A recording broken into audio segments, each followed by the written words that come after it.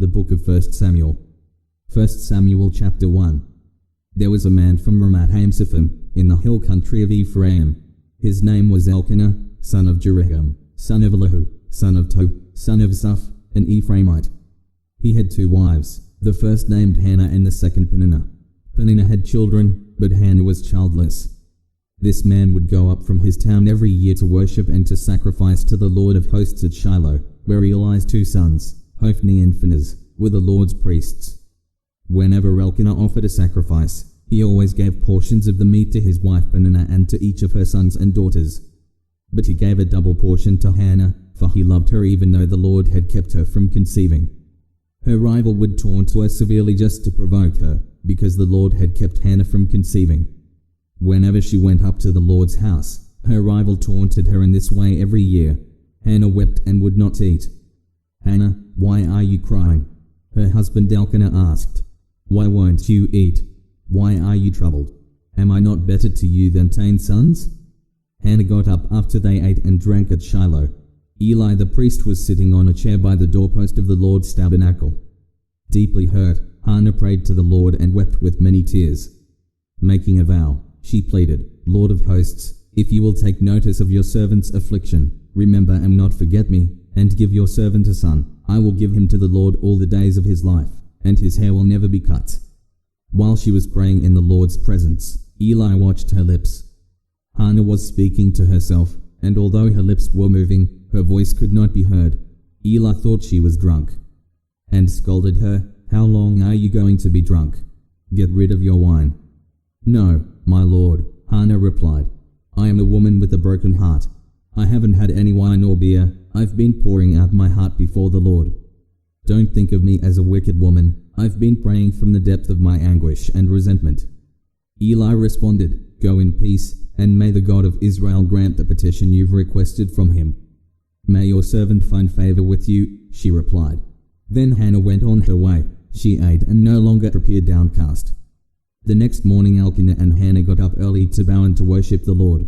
Afterwards, they returned home to Ramah. Then Elkanah was intimate with his wife Hannah, and the Lord remembered her. After some time, Hannah conceived and gave birth to a son. She named him Samuel, because she said, "I requested him from the Lord." When Elkanah and all his household went up to make the annual sacrifice and his vow offering to the Lord, Hannah did not go and explain to her husband, "After the child is weaned, I'll take him to appear in the Lord's presence and to stay there permanently." Her husband Elkanah replied, "Do what you think is best, and stay here until you've weaned him. May the Lord confirm your word." So Hannah stayed there and nursed her son until she weaned him. When she had weaned him, she took him with her to Shiloh, as well as a 3-year-old bull, 2½ gallons of flour, and a jar of wine. Though the boy was still young, she took him to the Lord's house at Shiloh. Then they slaughtered the bull and brought the boy to Eli. "Please, my lord," she said, "as sure as you live, my lord, I am the woman who stood here beside you praying to the Lord. I prayed for this boy, and since the Lord gave me what I asked him for, I now give the boy to the Lord. For as long as he lives, he is given to the Lord." Then he bowed and worshipped the Lord there. 1 Samuel chapter 2. Hannah prayed, "My heart rejoices in the Lord, my horn is lifted up by the Lord. My mouth boasts over my enemies, because I rejoice in your salvation. There is no one holy like the Lord. There is no one besides you, and there is no rock like our God. Do not boast so proudly, or let arrogant words come out of your mouth, for the Lord is a God of knowledge, and actions are weighed by him. The bows of the warriors are broken, but the feeble are clothed with strength. Those who are full hire themselves out for food, but those who are starving hunger no more. The barren woman gives birth to 7, but the woman with many sons pines away. The Lord brings death and gives life. He sends some to Sheol, and he raises others up. The Lord brings poverty and gives wealth. He humbles and he exalts. He raises the poor from the dust and lifts the needy from the garbage pile. He seats them with noblemen and gives them a throne of honor. For the foundations of the earth are the Lord's. He has set the world on them. He guards the steps of his faithful ones, but the wicked are silenced in darkness, for a man does not prevail by his own strength. Those who oppose the Lord will be shattered. He will thunder in the heavens against them. The Lord will judge the ends of the earth. He will give power to his king. He will lift up the horn of his anointed." Elkanah went home to Ramah, but the boy served the Lord in the presence of Eli the priest. Eli's sons were wicked men. They had no regard for the Lord, or for the priest's share of the sacrifices from the people. When any man offered a sacrifice, the priest's servant would come with a 3-pronged meat fork while the meat was boiling, and plunge it into the container or kettle or cauldron or cooking pot. The priest would claim for himself whatever the meat fork brought up. This is the way they treated all the Israelites who came there to Shiloh. Even before the fat was burned, the priest's servant would come and say to the man who was sacrificing, "Give the priest some meat to roast, because he won't accept boiled meat from you, only raw." If that man said to him, "The fat must be burned first, then you can take whatever you want for yourself," the servant would reply, "No, I insist that you hand it over right now. If you don't, I'll take it by force." So the servant's sin was very severe in the presence of the Lord, because they treated the Lord's offering with contempt. The boy Samuel served in the Lord's presence and wore a linen ephod. Each year his mother made him a little robe and took it to him when she went with her husband to offer the annual sacrifice. Eli would bless Elkanah and his wife. "May the Lord give you children by this woman in place of the one she has given to the Lord." Then they would go home. The Lord paid attention to Hannah's need, and she conceived and gave birth to 3 sons and 2 daughters. Meanwhile, the boy Samuel grew up in the presence of the Lord. Now Eli was very old. He heard about everything his sons were doing to all Israel and how they were sleeping with the women who served at the entrance to the tent of meeting. He said to them, "Why are you doing these things? I have heard about your evil actions from all these people. No, my sons, the report I hear from the Lord's people is not good. If a man sins against another man, God can intercede for him. But if a man sins against the Lord, who can intercede for him?" But they would not listen to their father, since the Lord intended to kill them. By contrast, the boy Samuel grew in stature and in favor with the Lord and with men. A man of God came to Eli and said to him, "This is what the Lord says, didn't I reveal myself to your ancestral house when it was in Egypt and belonged to Pharaoh's palace? I selected your house from the tribes of Israel to be priests, to offer sacrifices on my altar, to burn incense, and to wear an ephod in my presence. I also gave your house all the Israelite fire offerings. Why, then, do all of you despise my sacrifices and offerings that I require at the place of worship? You have honored your sons more than me, by making yourselves part with the best part of all of the offerings of my people Israel. Therefore, the Lord, the God of Israel, says, although I said your family and your ancestral house would walk before me forever, the Lord now says, no longer. I will honor those who honor me, but those who despise me will be disgraced. Look, the days are coming when I will cut off your strength and the strength of your ancestral family, so that none in your family will reach old age. You will see distress in the place of worship, in spite of all that is good in Israel, and no one in your family will ever again reach old age. Any man from your family I do not cut off from my altar will bring grief and sadness to you. All your descendants will die violently. This will be the sign that will come to you concerning your 2 sons Hophni and Phinehas. Both of them will die on the same day. Then I will raise up a faithful priest for myself. He will do whatever is in my heart and mind. I will establish a lasting dynasty for him, and he will walk before my anointed one for all time. Anyone who is left in your family will come and bow down to him for a piece of silver or a loaf of bread. He will say, please appoint me to some priestly office so I can have a piece of bread to eat. 1 Samuel chapter 3. The boy Samuel served the Lord in Eli's presence. In those days the word of the Lord was rare and prophetic visions were not widespread. One day Eli, whose eyesight was failing, was lying in his room. Before the lamp of God had gone out, Samuel was lying down in the tabernacle of the Lord where the ark of God was located. Then the Lord called Samuel, and he answered, Here I am. He ran to Eli and said, Here I am, you called me. I didn't call. Eli replied, Go and lie down. So he went and lay down. Once again the Lord called, Samuel. Samuel got up, went to Eli, and said, Here I am, you called me. I didn't call, my son, he replied. Go and lie down. Now Samuel had not yet experienced the Lord, because the word of the Lord had not yet been revealed to him. Once again, for the 3rd time, the Lord called Samuel. He got up, went to Eli, and said, Here I am, you called me. Then Eli understood that the Lord was calling the boy. He told Samuel, Go and lie down. If he calls you, say, 'Speak, Lord, for your servant is listening.'" So Samuel went and lay down in his place.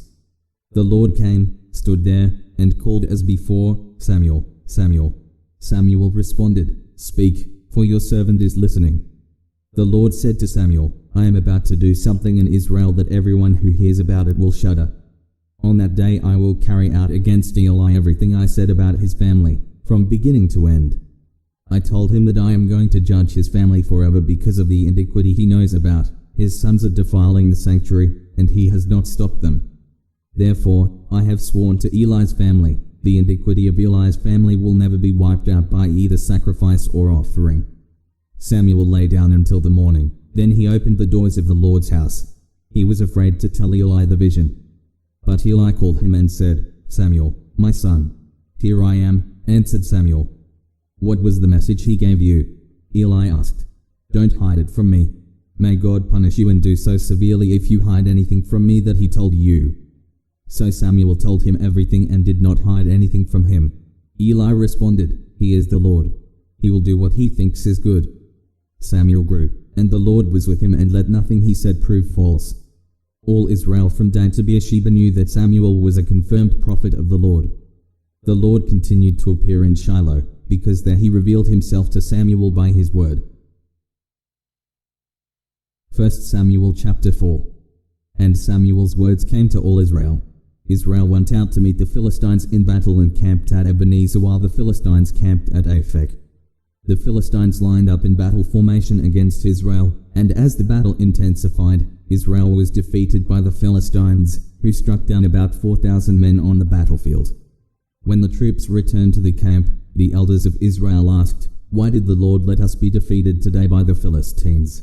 Let's bring the ark of the Lord's covenant from Shiloh. Then it will go with us and save us from the hand of our enemies."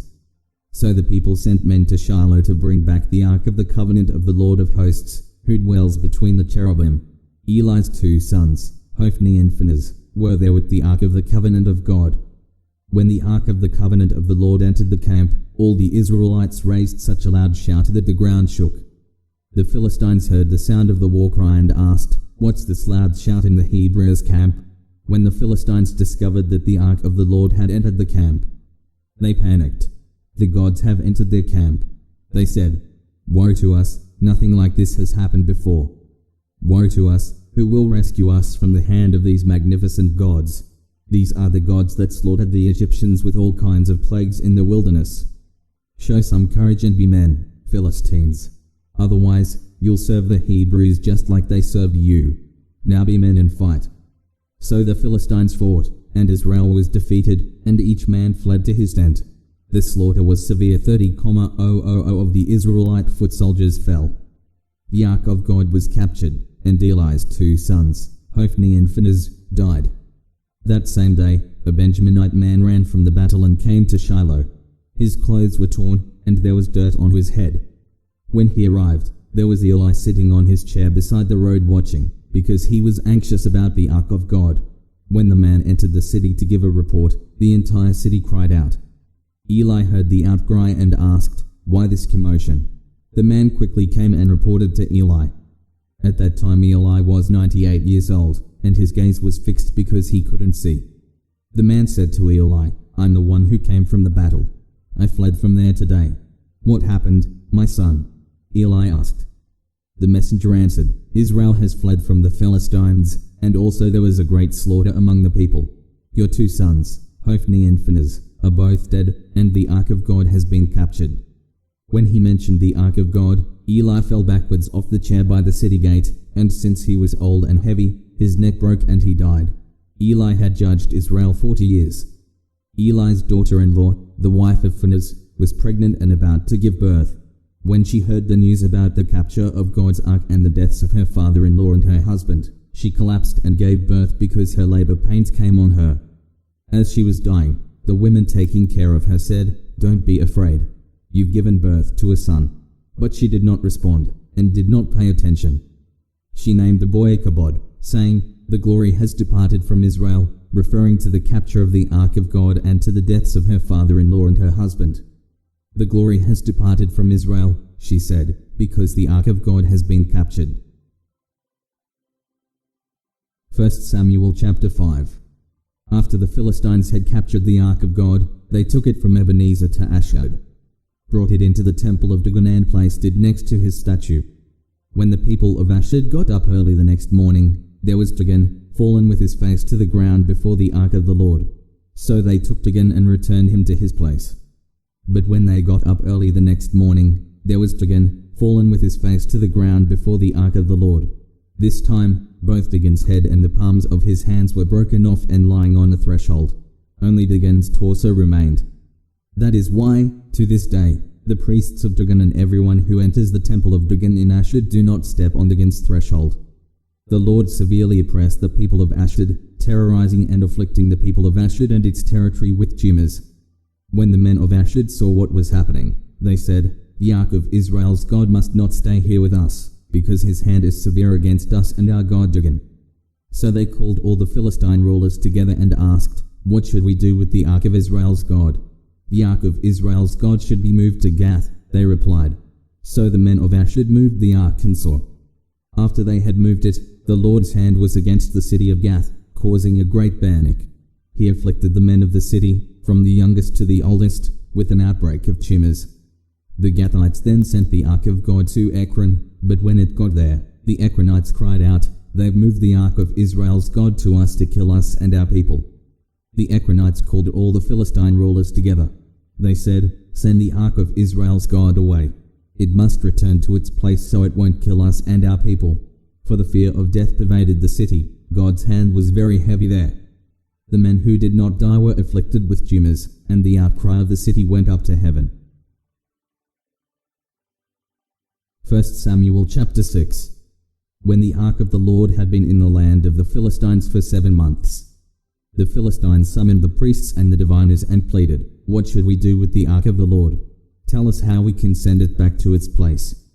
They replied, "If you send the ark of Israel's God away, you must not send it without an offering. You must return it with a guilt offering, and you will be healed. Then the reason his hand hasn't been removed from you will be revealed."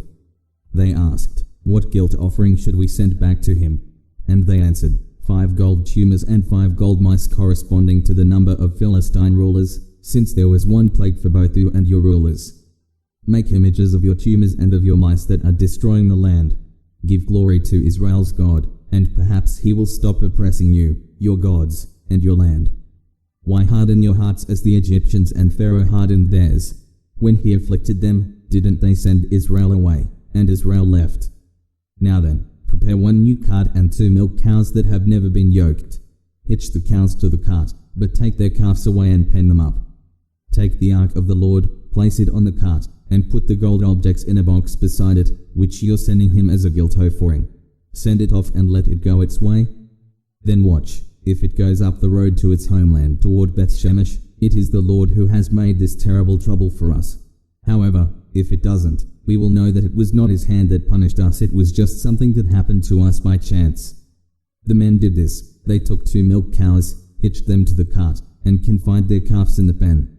Then they put the ark of the Lord on the cart, along with the box containing the gold mice and the images of the tumors. The cows went straight up the road to Beth-Shemesh. They stayed on that one highway, lowing as they went. They never strayed to the right or to the left.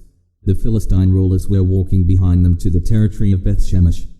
The people of Beth-Shemesh were harvesting wheat in the valley, and when they looked up and saw the ark, they were overjoyed to see it. The cart came to the field of Joshua of Beth-Shemesh and stopped there near a large rock. The people of the city chopped up the cart and offered the cows as a burnt offering to the Lord. The Levites removed the ark of the Lord, along with the box containing the gold objects, and placed them on the large rock. That day the men of Beth-Shemesh offered burnt offerings and made sacrifices to the Lord. When the 5 Philistine rulers observed this, they returned to Ekron that same day. As a guilt offering to the Lord, the Philistines had sent back 1 gold tumor for each city: Ashdod, Gaza, Ashkelon, Gath, and Ekron. The number of gold mice also corresponded to the number of Philistine cities of the 5 rulers, the fortified cities and the outlying villages. The large rock on which the ark of the Lord was placed is in the field of Joshua of Beth-Shemesh to this day. God struck down the men of Beth-Shemesh because they looked inside the ark of the Lord. He struck down 70 men out of 50,000 men. The people wept because the Lord struck them with a great slaughter. The men of Beth Shemesh asked, "Who is able to stand in the presence of this holy Lord God? Who should the ark go to from here?" They sent messengers to the residents of Kiriath-Jearim, saying, "The Philistines have returned the ark of the Lord. Come down and get it."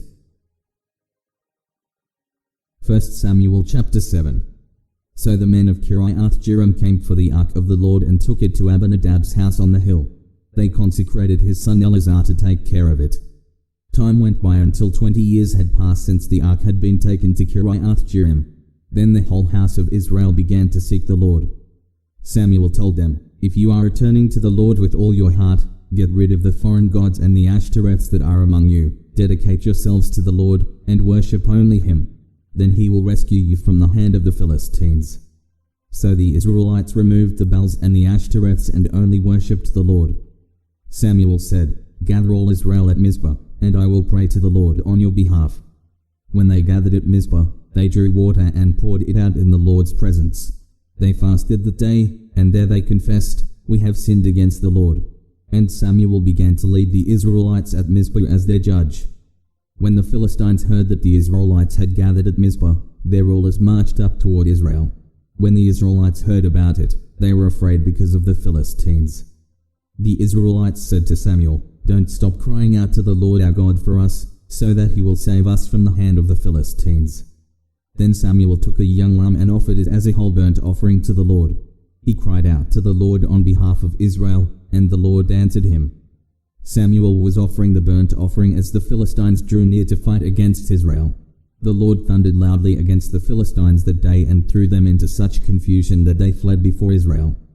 Then the men of Israel charged out of Mizpah and pursued the Philistines, striking them down all the way to a place below Beth-kar. Afterwards, Samuel took a stone and set it upright between Mizpah and Shur. He named it Ebenezer, explaining, "The Lord has helped us to this point." So the Philistines were subdued and did not invade Israel's territory again. The Lord's hand was against the Philistines all of Samuel's life. The cities from Ekron to Gath, which they had taken from Israel, were restored. Israel even rescued their surrounding territories from Philistine control. There was also peace between Israel and the Amorites. Samuel judged Israel throughout his life. Every year he would go on a circuit to Bethel, Gilgal, and Mizpah and would judge Israel at all these locations. Then he would return to Ramah because his home was there. He judged Israel there, and he had built an altar to the Lord there. 1 Samuel chapter 8. When Samuel grew old, he appointed his sons as judges over Israel. His firstborn son's name was Joel and his second was Abijah. They were judges in Beersheba. However, his sons did not walk in his ways. They turned toward dishonest gain, took bribes, and perverted justice. So all the elders of Israel gathered together and went to Samuel at Ramah. They said to him, "Look, you are old, and your sons do not follow your example. Therefore, appoint a king to judge us the same as all the other nations have." When they said, "Give us a king to judge us," Samuel considered their demand sinful, so he prayed to the Lord. But the Lord told him, "Listen to the people and everything they say to you. They have not rejected you, they have rejected me as their king. They are doing the same thing to you that they have done to me, since the day I brought them out of Egypt until this day, abandoning me and worshipping other gods. Listen to them, but you must solemnly warn them and tell them about the rights of the king who will rule over them." Samuel told all the Lord's words to the people who were asking him for a king. He said, "These are the rights of the king who will rule over you. He can take your sons and put them to his use in his chariots, on his horses, or running in front of his chariots. He can appoint them for his use as commanders of thousands or commanders of 50s, to plow his ground or reap his harvest, or to make his weapons of war or the equipment for his chariots. He can take your daughters to become perfumers, cooks, and bakers. He can take your best fields, vineyards, and olive orchards and give them to his servants. He can take 1/10 of your grain and your vineyards and give them to his officials and servants. He can take your male servants, your female servants, your best young men, and your donkeys and use them for his work. He can take 1/10 of your flocks, and you yourselves can become his servants. When that day comes, you will cry out because of the king you've chosen for yourselves, but the Lord won't answer you on that day." The people refused to listen to Samuel. "No," they said, "we must have a king over us." Then we'll be like all the other nations, our king will judge us, go out before us, and fight our battles." Samuel listened to all the people's words and then repeated them to the Lord. "Listen to them," the Lord told Samuel. "Appoint a king for them." Then Samuel told the men of Israel, "Each of you, go back to your city." 1 Samuel chapter 9. There was an influential man of Benjamin named Kish, son of Abiel, son of Zerah, son of Bechorat, son of Aphiah, son of a Benjaminite. He had a son named Saul, an impressive young man. There was no one more impressive among the Israelites than he. He stood a head taller than anyone else. One day the donkeys of Saul's father Kish wandered off. Kish said to his son Saul, "Take one of the attendants with you and go look for the donkeys." Saul and his attendant went through the hill country of Ephraim and then through the region of Shalisha, but they didn't find them. They went through the region of Shalem, nothing. Then they went through the Benjaminite region but still didn't find them. When they came to the land of Zuph, Saul said to the attendant who was with him, "Come on, let's go back, or my father will stop worrying about the donkeys and start worrying about us." "Look," the attendant said, "there's a man of God in this city who is highly respected. Everything he says is sure to come true. Let's go there now. Maybe he'll tell us which way we should go." "Suppose we do go," Saul said to his attendant. "What do we take the man? The food from our packs is gone, and there's no gift to take to the man of God. What do we have?" The attendant answered Saul, "Here, I have a piece of silver. I'll give it to the man of God, and he will tell us our way." Formerly in Israel, a man who was going to inquire of God would say, "Come, let's go to the seer," for the prophet of today was formerly called the seer. "Good," Saul replied to his attendant. "Come on, let's go." So they went to the city where the man of God was. As they were climbing the hill to the city, they found some young women coming out to draw water and asked, "Is the seer here?" The women answered, "Yes, he is ahead of you. Hurry, he just now came to the city, because there's a sacrifice for the people at the high place today. If you go quickly, you can catch up with him before he goes to the high place to eat. The people won't eat until he comes because he must bless the sacrifice. After that, the guests can eat. Go up immediately, you can find him now." So they went up toward the city. Saul and his attendant were entering the city when they saw Samuel coming toward them on his way to the high place. Now the day before Saul's arrival, the Lord had informed Samuel, "At this time tomorrow I will send you a man from the land of Benjamin. Anoint him ruler over my people Israel. He will save them from the hand of the Philistines, because I have seen the affliction of my people, for their cry has come to me." When Samuel saw Saul, the Lord told him, "Here is the man I told you about. He will rule over my people." Saul approached Samuel in the gate area and asked, "Would you please tell me where the seer's house is?" "I am the seer," Samuel answered. "Go up ahead of me to the high place and eat with me today.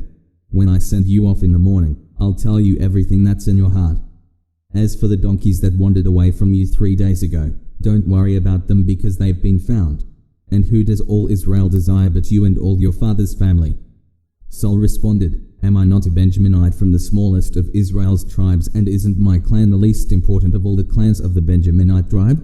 So why have you said something like this to me?" Samuel took Saul and his attendant, brought them to the banquet hall, and gave them a place at the head of the 30 or so men who had been invited. Then Samuel said to the cook, "Get the portion of meat that I gave you and told you to set aside." The cook picked up the thigh and what was attached to it and set it before Saul.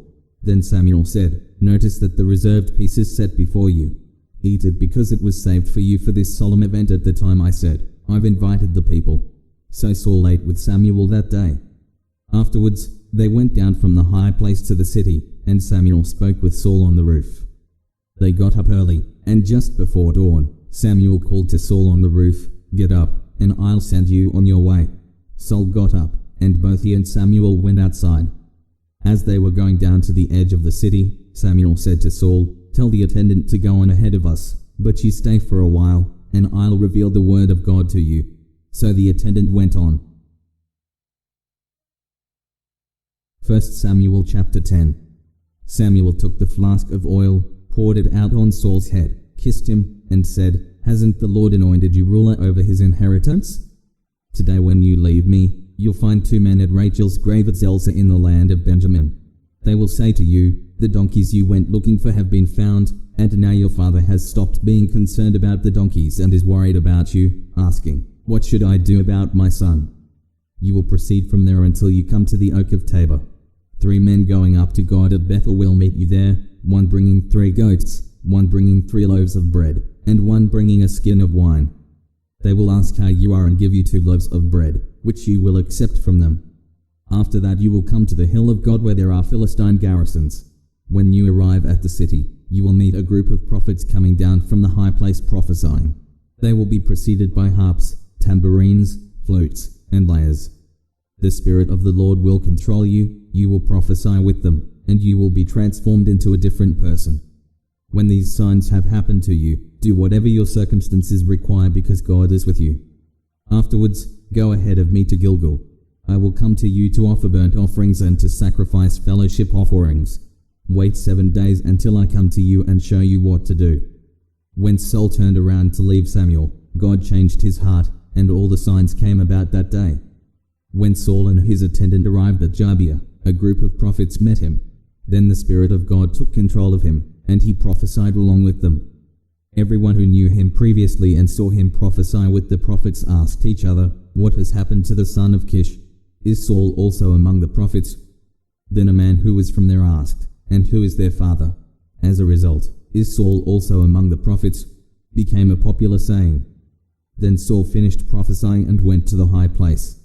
Saul's uncle asked him and his attendant, where did you go? To look for the donkeys, Saul answered. When we saw they weren't there, we went to Samuel. Tell me, Saul's uncle asked, what did Samuel say to you? Saul told him, he assured us the donkeys had been found. However, Saul did not tell him what Samuel had said about the matter of kingship. Samuel summoned the people to the Lord at Mizpah, and said to the Israelites, this is what the Lord, the God of Israel, says, I brought Israel out of Egypt, and I rescued you from the power of the Egyptians and all the kingdoms that were oppressing you. But today you have rejected your God, who saves you from all your troubles and afflictions. You said to him, you must set a king over us. Now therefore present yourselves before the Lord by your tribes and clans. Samuel had all the tribes of Israel come forward, and the tribe of Benjamin was selected. Then he had the tribe of Benjamin come forward by its clans, and the Matrite clan was selected. Finally, Saul son of Kish was selected. But when they searched for him, they could not find him. They again inquired of the Lord, has the man come here yet? The Lord replied, there he is, hidden among the supplies. They ran and got him from there. When he stood among the people, he stood a head taller than anyone else. Samuel said to all the people, do you see the one the Lord has chosen? There is no one like him among the entire population. And all the people shouted, long live the king. Samuel proclaimed to the people the rights of kingship. He wrote them on a scroll, which he placed in the presence of the Lord. Then Samuel sent all the people away, each to his home. Saul also went to his home in Gibeah, and brave men whose hearts God had touched went with him. But some wicked men said, how can this guy save us? They despised him and did not bring him a gift, but Saul said nothing. 1 Samuel chapter 11. Nahash the Ammonite came up and laid siege to Jabesh Gilead. All the men of Jabesh said to him, make a treaty with us, and we will serve you. Nahash the Ammonite replied, I'll make one with you on this condition, that I gouge out everyone's right eye and humiliate all Israel. Don't do anything to us for 7 days, the elders of Jabesh said to him, and let us send messengers throughout the territory of Israel. If no one saves us, we will surrender to you. When the messengers came to Gibeah, Saul's hometown, and told the terms to the people, all wept aloud. Just then Saul was coming in from the field behind his oxen. What's the matter with the people? Why are they weeping? Saul inquired, and they repeated to him the words of the men from Jabesh. When Saul heard these words, the Spirit of God suddenly took control of him, and his anger burned furiously. He took a team of oxen, cut them in pieces, and sent them throughout the land of Israel by messengers who said, this is what will be done to the ox of anyone who doesn't march behind Saul and Samuel. As a result, the terror of the Lord fell on the people, and they went out united. Saul counted them at Bezek. There were 300,000 Israelites and 30,000 men from Judah. He told the messengers who had come, tell this to the men of Jabesh Gilead, deliverance will be yours tomorrow by the time the sun is hot. So the messengers told the men of Jabesh, and they rejoiced. Then the men of Jabesh said to Nahash, tomorrow we will come out, and you can do whatever you want to us. The next day Saul organized the troops into 3 divisions. During the morning watch, they invaded the Ammonite camp and slaughtered them until the heat of the day. There were survivors, but they were so scattered that no 2 of them were left together. Afterwards, the people said to Samuel, who said that Saul should not reign over us, give us those men so we can kill them. But Saul ordered, no one will be executed this day, for today the Lord has provided deliverance in Israel. Then Samuel said to the people, come, let's go to Gilgal, so we can renew the kingship there. So all the people went to Gilgal, and there in the Lord's presence they made Saul king. There they sacrificed fellowship offerings in the Lord's presence, and Saul and all the men of Israel greatly rejoiced. 1 Samuel chapter 12. Then Samuel said to all Israel, I have carefully listened to everything you said to me and placed a king over you. But now you can see that the king is leading you. As for me, I'm old and grey, and my sons are here with you. I have led you from my youth until today. Here I am. Bring charges against me before the Lord and his anointed. Whose ox or donkey have I taken? Whom have I wronged or mistreated? From whose hand have I taken a bribe to overlook something? I will return it to you. You haven't wronged us, you haven't mistreated us, and you haven't taken anything from anyone's hand, they responded. He said to them, the Lord is a witness against you, and his anointed is a witness today that you haven't found anything in my hand. He is a witness, they said. Then Samuel said to the people, the Lord, who appointed Moses and Aaron and who brought your ancestors up from the land of Egypt, is a witness. Now present yourselves, so I may judge you before the Lord about all the righteous acts he has done for you and your ancestors. When Jacob went to Egypt, your ancestors cried out to the Lord, and he sent them Moses and Aaron, who led your ancestors out of Egypt and settled them in this place.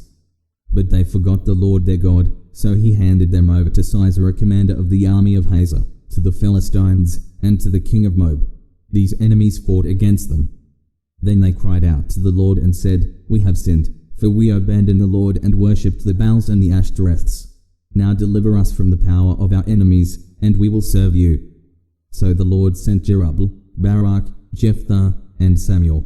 He rescued you from the power of the enemies around you, and you lived securely. But when you saw that Nahash, king of the Ammonites, was coming against you, you said to me, no, we must have a king rule over us, even though the Lord your God is your king. Now here is the king you've chosen, the one you requested. Look, this is the king the Lord has placed over you. If you fear the Lord, worship and obey him, and if you don't rebel against the Lord's command, then both you and the king who rules over you will follow the Lord your God. However, if you disobey the Lord and rebel against his command, the Lord's hand will be against you and against your ancestors. Now, therefore, present yourselves and see this great thing that the Lord will do before your eyes. Isn't the wheat harvest today? I will call on the Lord, and he will send thunder and rain, so that you will know and see what a great evil you committed in the Lord's sight by requesting a king for yourselves. Samuel called on the Lord, and on that day the Lord sent thunder and rain. As a result, all the people greatly feared the Lord and Samuel. They pleaded with Samuel, pray to the Lord your God for your servants, so we won't die, for we have added to all our sins the evil of requesting a king for ourselves.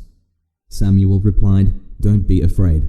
Even though you have committed all this evil, don't turn away from following the Lord. Instead, worship the Lord with all your heart. Don't turn away to follow worthless things that can't profit or deliver you. They are worthless.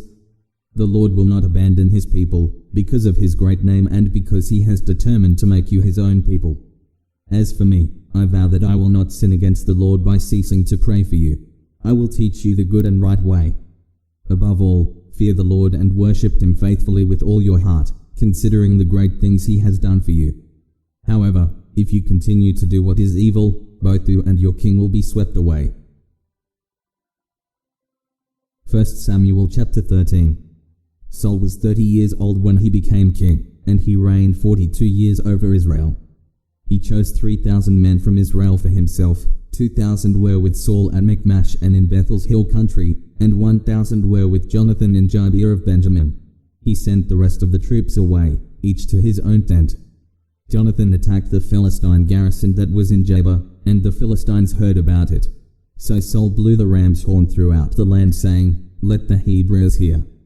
And all Israel heard the news. Saul has attacked the Philistine garrison, and Israel is now repulsive to the Philistines. Then the troops were summoned to join Saul at Gilgal. The Philistines also gathered to fight against Israel, 3,000 chariots, 6,000 horsemen, and troops as numerous as the sand on the seashore. They went up and camped at Michmash, east of Bethaven. The men of Israel saw that they were in trouble because the troops were in a difficult situation.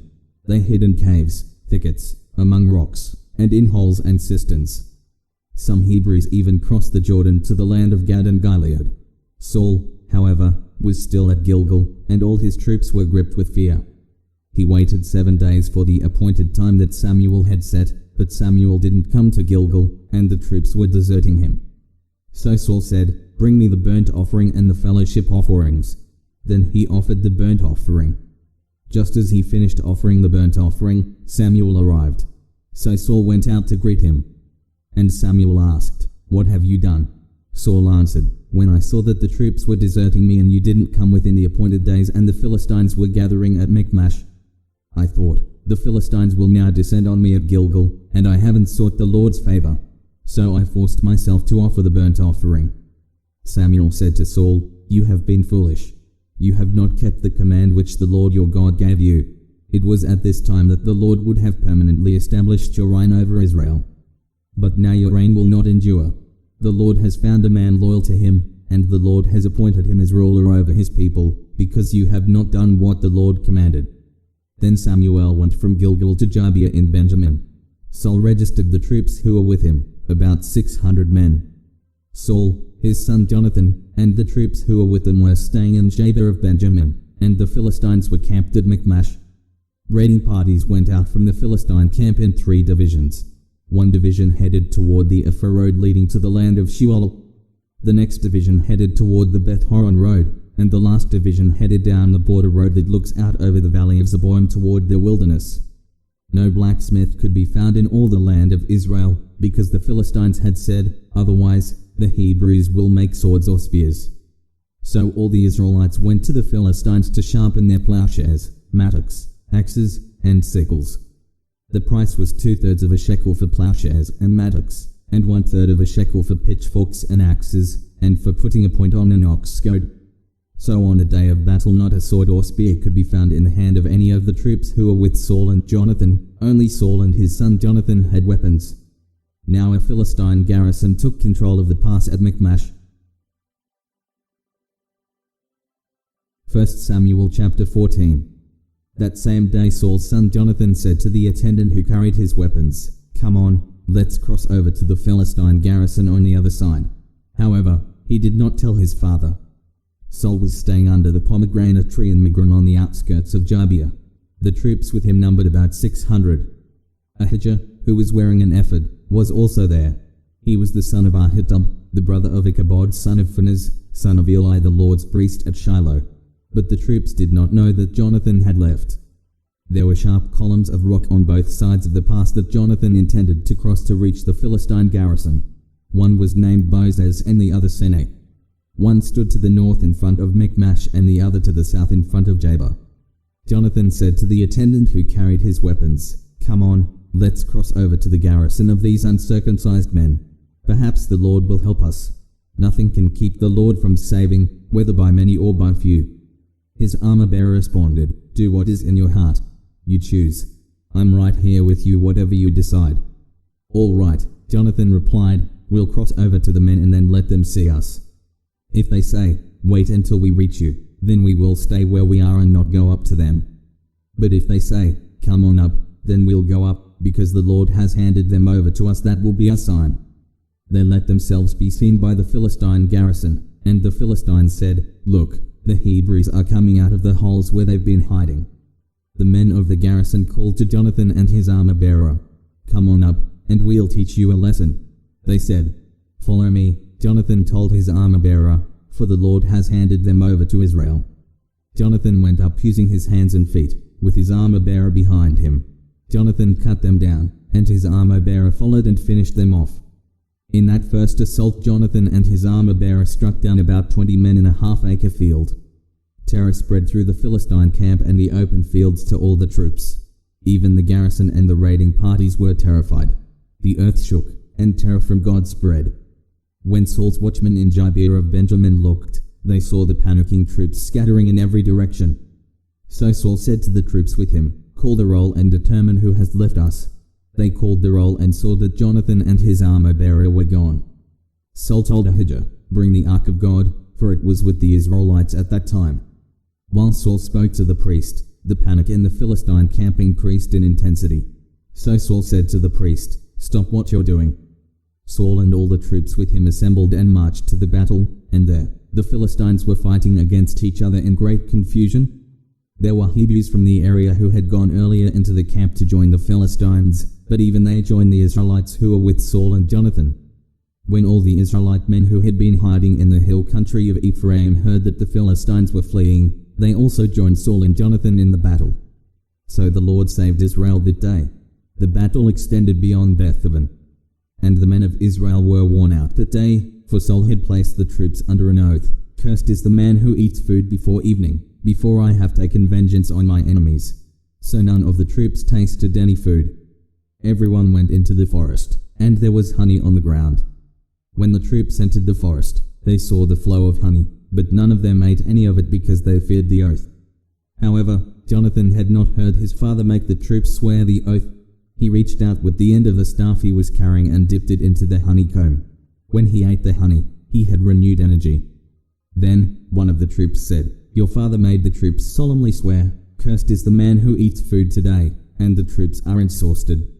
Jonathan replied, "My father has brought trouble to the land. Just look at how I have renewed energy because I tasted a little honey. How much better if the troops had eaten freely today from the plunder they took from their enemies. Then the slaughter of the Philistines would have been much greater." The Israelites struck down the Philistines that day from Michmash all the way to Aijalon. Since the Israelites were completely exhausted, they rushed to the plunder, took sheep, cattle, and calves, slaughtered them on the ground, and ate meat with the blood still in it. Some reported to Saul, "Look, the troops are sinning against the Lord by eating meat with the blood still in it." Saul said, "You have been unfaithful. Roll a large stone over here at once." He then said, "Go among the troops and say to them, 'Each man must bring me his ox or his sheep. Do the slaughtering here and then you can eat. Don't sin against the Lord by eating meat with the blood in it.'" So every one of the troops brought his ox that night and slaughtered it there.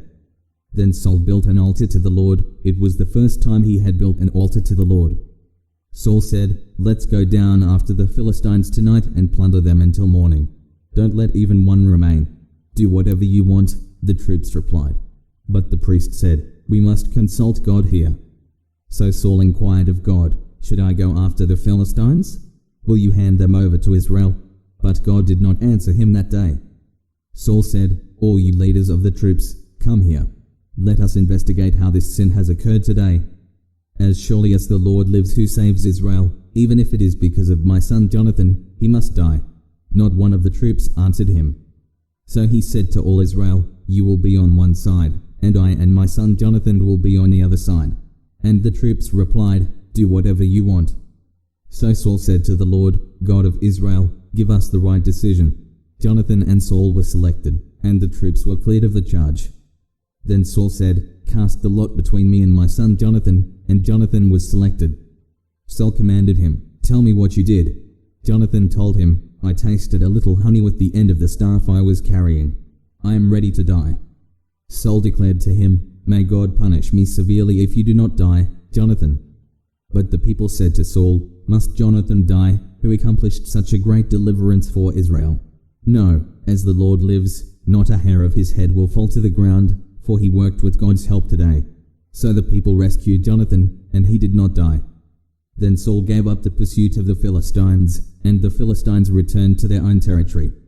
When Saul assumed the kingship over Israel, he fought against all his enemies in every direction, against Moab, the Ammonites, Edom, the kings of Zobah, and the Philistines. Wherever he turned, he caused havoc. He fought bravely, defeated the Amalekites, and delivered Israel from the hand of those who plundered them. Saul's sons were Jonathan, Ishvi, and Malchishua. The names of his 2 daughters were Merab, his firstborn, and Michal, the younger. The name of Saul's wife was Ahinoam, daughter of Ahimaaz. The name of the commander of his army was Abner, son of Saul's uncle Ner. Saul's father was Kish. Abner's father was Ner, son of Abiel. The conflict with the Philistines was fierce all of Saul's days, so whenever Saul noticed any strong or brave man, he enlisted him. 1 Samuel chapter 15. Samuel told Saul, "The Lord sent me to anoint you as king over his people Israel. Now, listen to the words of the Lord. This is what the Lord of hosts says. I witnessed what the Amalekites did to the Israelites when they opposed them along the way as they were coming out of Egypt. Now go and attack the Amalekites and completely destroy everything they have. Do not spare them. Kill men and women, children and infants, oxen and sheep, camels and donkeys." Then Saul summoned the troops and counted them at Telaim, 200,000 foot soldiers and 10,000 men from Judah. Saul came to the city of Amalek and set up an ambush in the wadi. He warned the Kenites, "Since you showed kindness to all the Israelites when they came out of Egypt, go on and leave. Get away from the Amalekites, or I'll sweep you away with them." So the Kenites withdrew from the Amalekites. Then Saul struck down the Amalekites from Havilah all the way to Shur, which is next to Egypt. He captured Agag, king of Amalek, alive, but he completely destroyed all the rest of the people with the sword. Saul and the troops spared Agag, and the best of the sheep, cattle, and fatlings, as well as the young rams and the best of everything else. They were not willing to destroy them, but they did destroy all the worthless and unwanted things. Then the word of the Lord came to Samuel. "I regret that I made Saul king, for he has turned away from following me and has not carried out my instructions." So Samuel became angry and cried out to the Lord all night. Early in the morning Samuel got up to confront Saul, but it was reported to Samuel. Saul went to Carmel, where he set up a monument for himself. Then he turned around and went down to Gilgal. When Samuel came to him, Saul said, "May the Lord bless you. I have carried out the Lord's instructions." Samuel replied, "Then what is this sound of sheep and cattle I hear?" Saul answered, "The troops brought them from the Amalekites and spared the best sheep and cattle in order to offer a sacrifice to the Lord your God, but the rest we destroyed." "Stop," exclaimed Samuel. "Let me tell you what the Lord said to me last night." "Tell me," he replied. Samuel continued, "Although you once considered yourself unimportant, have you not become the leader of the tribes of Israel? The Lord anointed you king over Israel, and then sent you on a mission and said, 'Go and completely destroy the sinful Amalekites. Fight against them until you have annihilated them.' So why didn't you obey the Lord? Why did you rush on the plunder and do what was evil in the Lord's sight?" "But I did obey the Lord," Saul answered. "I went on the mission the Lord gave me. I brought back Agag, king of Amalek, and I completely destroyed the Amalekites. The troops took sheep and cattle from the plunder, the best of what was set apart for destruction, to sacrifice to the Lord your God at Gilgal." Then Samuel said, "Does the Lord take pleasure in burnt offerings and sacrifices as much as in obeying the Lord? Look, to obey is better than sacrifice. To pay attention is better than the fat of rams. For rebellion is like the sin of divination, and defiance is like wickedness and idolatry. Because you have rejected the word of the Lord, he has rejected you as king." Saul answered Samuel, "I have sinned. I have transgressed the Lord's command and your words. Because I was afraid of the people, I obeyed them. Now therefore, please forgive my sin and return with me so I can worship the Lord." Samuel replied to Saul, "I will not return with you. Because you rejected the word of the Lord has rejected you from being king over Israel." When Samuel turned to go, Saul grabbed the hem of his robe, and it tore. Samuel said to him, "The Lord has torn the kingship of Israel away from you today and has given it to your neighbor who is better than you. Furthermore, the Eternal One of Israel does not lie or change his mind, for he is not man who changes his mind." Saul said, "I have sinned. Please honor me now before the elders of my people and before Israel. Come back with me so I can bow and worship the Lord your God." Then Samuel went back, following Saul, and Saul bowed down to the Lord. Samuel said, "Bring me Agag, king of Amalek." Agag came to him trembling, for he thought, "Certainly the bitterness of death has come." Samuel declared, "As your sword has made women childless, so your mother will be childless among women." Then he hacked Agag to pieces before the Lord at Gilgal. Samuel went to Ramah, and Saul went up to his home in Gibeah of Saul. Even to the day of his death, Samuel never again visited Saul. Samuel mourned for Saul, and the Lord regretted he had made Saul king over Israel. 1 Samuel chapter 16. The Lord said to Samuel, "How long are you going to mourn for Saul, since I have rejected him as king over Israel? Fill your horn with oil and go. I am sending you to Jesse of Bethlehem because I have selected a king from his sons." Samuel asked, "How can I go? Saul will hear about it and kill me." The Lord answered, "Take a young cow with you and say, 'I have come to sacrifice to the Lord.' Then invite Jesse to the sacrifice, and I will let you know what you are to do. You are to anoint for me the one I indicate to you." Samuel did what the Lord directed and went to Bethlehem. When the elders of the town met him, they trembled and asked, "Do you come in peace?" "In peace," he replied. "I've come to sacrifice to the Lord. Consecrate yourselves and come with me to the sacrifice." Then he consecrated Jesse and his sons and invited them to the sacrifice. When they arrived, Samuel saw Eliab and said, "Certainly the Lord's anointed one is here before him." But the Lord said to Samuel, "Do not look at his appearance or his stature, because I have rejected him. Man does not see what the Lord sees, for man sees what is visible, but the Lord sees the heart." Jesse called Abinadab and presented him to Samuel. "The Lord hasn't chosen this one either," Samuel said. Then Jesse presented Shammah, but Samuel said, "The Lord hasn't chosen this one either." After Jesse presented 7 of his sons to him, Samuel told Jesse, "The Lord hasn't chosen any of these." Samuel asked him, "Are these all the sons you have?" "There is still the youngest," he answered, "but right now he's tending the sheep." Samuel told Jesse, "Send for him. We won't sit down to eat until he gets here." So Jesse sent for him. He had beautiful eyes and a healthy, handsome appearance. Then the Lord said, "Anoint him, for he is the one." So Samuel took the horn of oil, anointed him in the presence of his brothers, and the Spirit of the Lord took control of David from that day forward. Then Samuel set out and went to Ramah.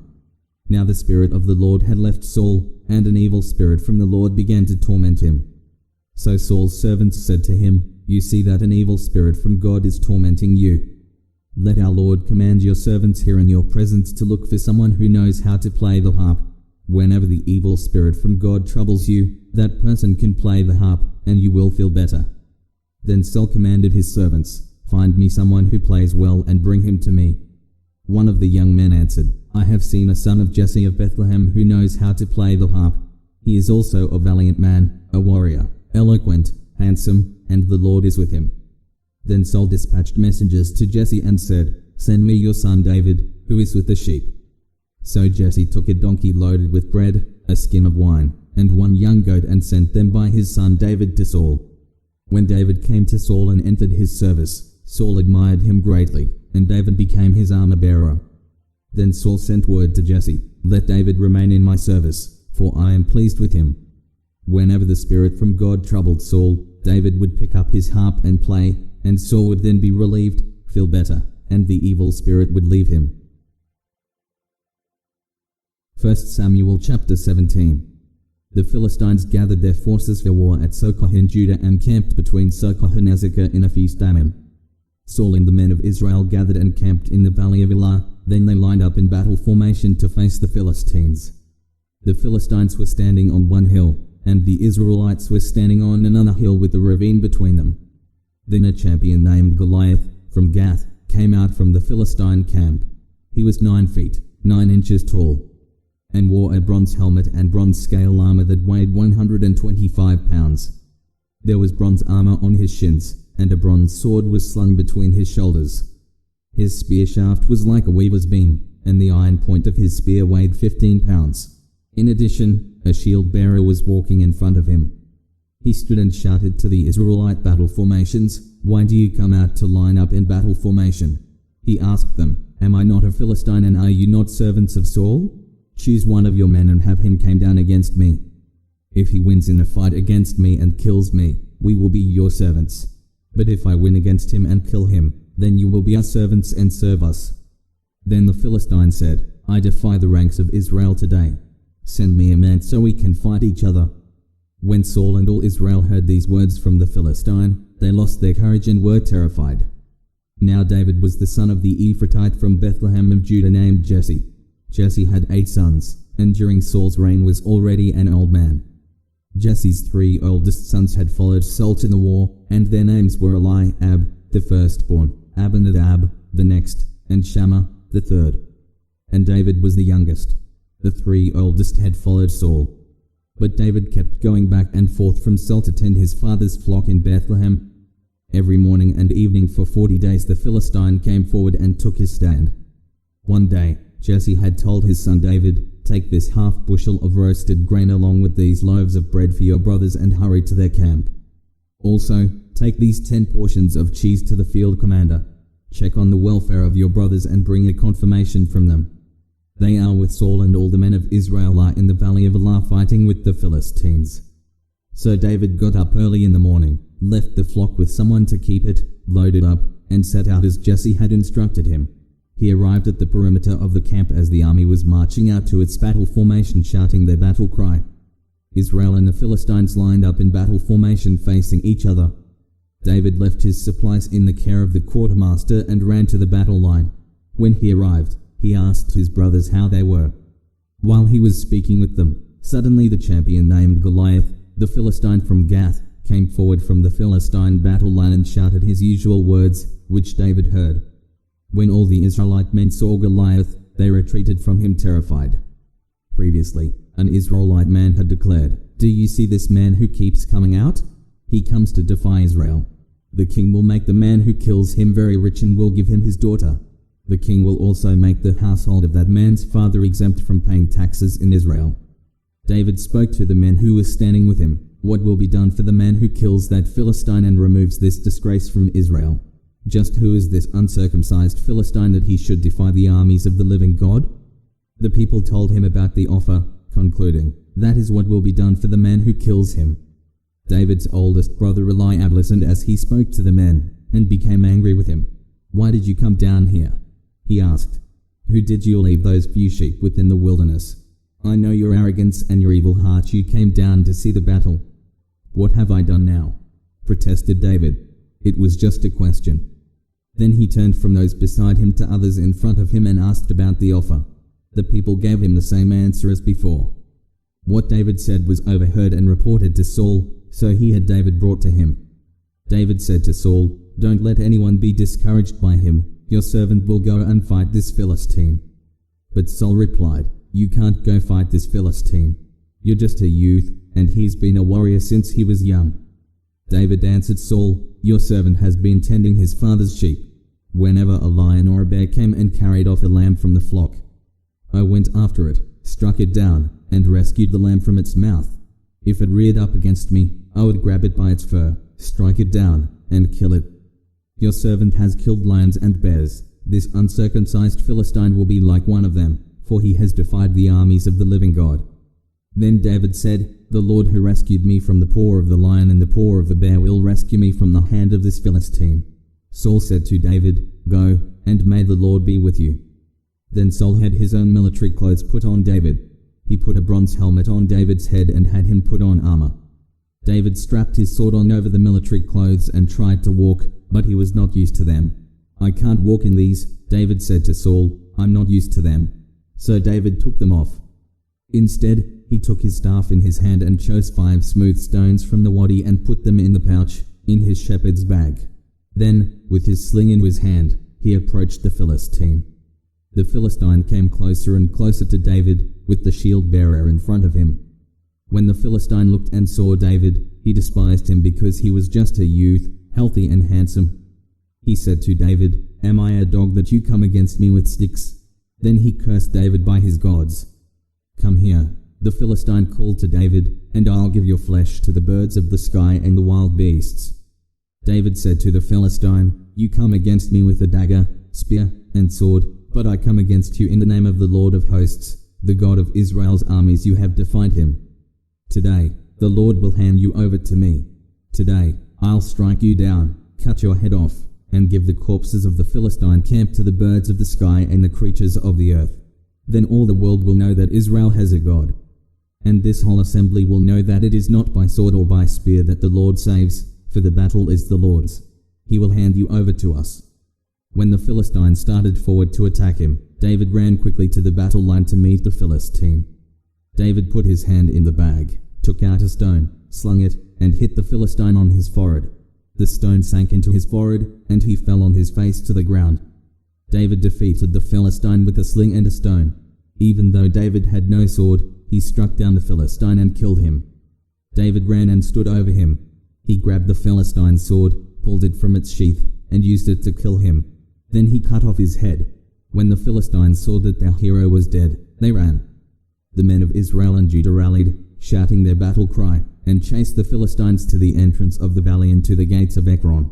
Philistine bodies were strewn all along the Shaaraim road to Gath and Ekron. When the Israelites returned from the pursuit of the Philistines, they plundered their camps. David took Goliath's head and brought it to Jerusalem, but he put Goliath's weapons in his own tent. When Saul had seen David going out to confront the Philistine, he asked Abner, the commander of the army, "Whose son is this youth, Abner?" "My king, as surely as you live, I don't know," Abner replied. The king said, "Find out whose son this young man is." When David returned from killing the Philistine, Abner took him and brought him before Saul with the Philistine's head still in his hand. Saul said to him, "Whose son are you, young man?" "The son of your servant Jesse of Bethlehem," David answered. 1 Samuel chapter 18. When David had finished speaking with Saul, Jonathan committed himself to David, and loved him as much as he loved himself. Saul kept David with him from that day on and did not let him return to his father's house. Jonathan made a covenant with David because he loved him as much as himself. Then Jonathan removed the robe he was wearing and gave it to David, along with his military tunic, his sword, his bow, and his belt. David marched out with the army, and was successful in everything Saul sent him to do. Saul put him in command of the soldiers, which pleased all the people and Saul's servants as well. As David was returning from killing the Philistine, the women came out from all the cities of Israel to meet King Saul, singing and dancing with tambourines, with shouts of joy, and with 3-stringed instruments.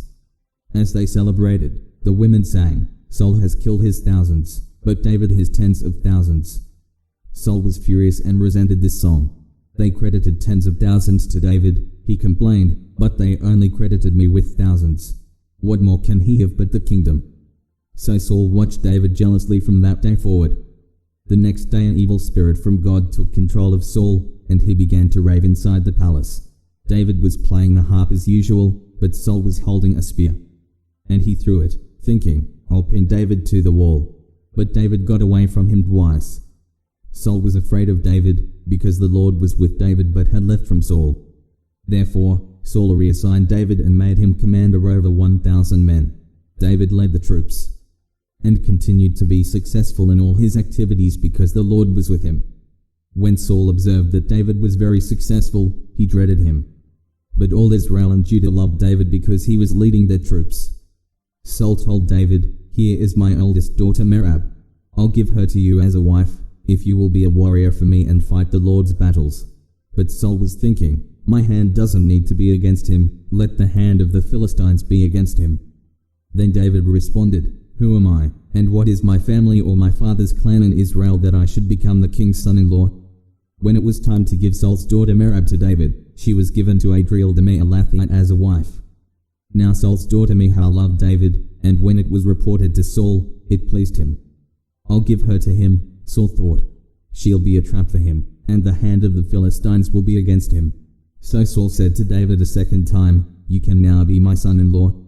Saul then ordered his servants, "Speak to David in private and tell him, 'Look, the king is pleased with you, and all his servants love you. Therefore, you should become the king's son-in-law.'" Saul's servants reported these words directly to David, but he replied, "Is it trivial in your sight to become the king's son-in-law? I am a poor man who is common." The servants reported back to Saul, "These are the words David spoke." Then Saul replied, "Say this to David, 'The king desires no other bride price except 100 Philistine foreskins to take revenge on his enemies.'" Actually, Saul intended to cause David's death at the hands of the Philistines. When the servants reported these terms to David, he was pleased to become the king's son-in-law. Before the wedding day arrived, David and his men went out and killed 200 Philistines. He brought their foreskins and presented them as full payment to the king to become his son-in-law. Then Saul gave his daughter Michal to David as his wife. Saul realized that the Lord was with David and that his daughter Michal loved him, and he became even more afraid of David. As a result, Saul was David's enemy from then on. Every time the Philistine commanders came out to fight, David was more successful than all of Saul's officers, so his name became very famous. 1 Samuel chapter 19. Saul lauded his son Jonathan and all his servants to kill David, but Saul's son Jonathan liked David very much. So he told him, "My father Saul intends to kill you. Be on your guard in the morning and hide in a secret place and stay there. I'll go out and stand beside my father in the field where you are and talk to him about you. When I see what he says, I'll tell you." Jonathan spoke well of David to his father Saul. He said to him, "The king should not sin against his servant David. He hasn't sinned against you. In fact, his actions have been a great advantage to you. He took his life in his hands when he struck down the Philistine, and the Lord brought about a great victory for all Israel.